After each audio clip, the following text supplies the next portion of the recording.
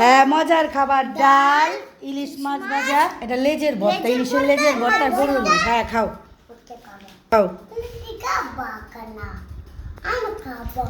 হ্যাঁ হ্যাঁ কেমন হয়েছে বাবা আফরিন? মজা?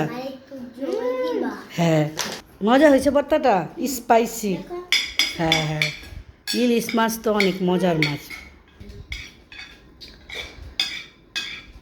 আর এই যে এই দুইজন আমার মাংস ভাত একটা ডাল দিয়ে মাংস খাইতেছে, মজা বাবা। হ্যাঁ এই যে আমার বাবা খাইতেছে, বাবা খেয়ে দেখো তো একটু। বিসমিল্লাহ। কেমন? ভালো। সবসময় এই ভর্তা অনেক পছন্দ করে।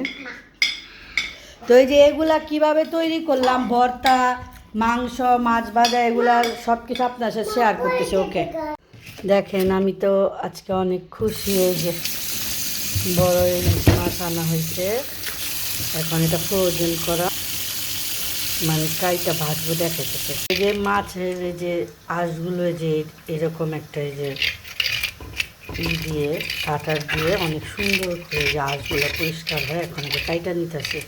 এই যে সুন্দর পরিষ্কার হয়েছে, এখন এই যে কাটবো। এই যে সুন্দর করে কাটছি মাছগুলা, এখন এই যে ভাজবো। শুধু এই যে এটা ভাজবো না, মাথাটা, লবণ, হলুদ আর এই যে মরিচ ভালো করে সুন্দর করে মাখ। এই যে মাখা শেষ, এখন আধা ঘন্টা কীভাবে রাখবো তাহলে মাছ ভাজাটা খেতে অনেক ভালো লাগে। এই যে আমি দেখাইতেছি ভাজাটা ঘন্টা হয়েছে, এখন যে অল্প একটু লবণ দিয়ে দিতেছি, ছিটা আসবে না। তেলটা আমি সুন্দর সবগুলো একসাথে একটু ভাজবো। এই যে এক পাশ হয়ে গেছে, আমি সুন্দর দিয়ে আনাজটাকে ভাজা শেষ দেখাচ্ছি। এই তো মাছ ভাজা শেষ।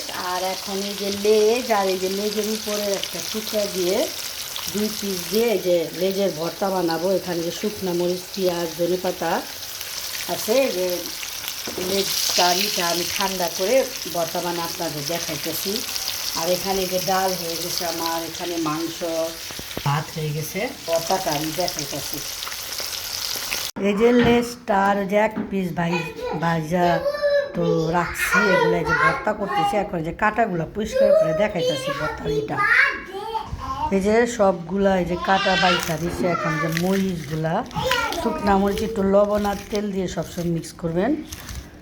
হ্যাঁ যে সব কিছু একসাথে করে এখন এই যে ভাজা ইলিশ মাছের তেল দিয়ে দিলাম। আর এই যে মাস্টার অয়েল একটু তেল দিয়ে দিলাম।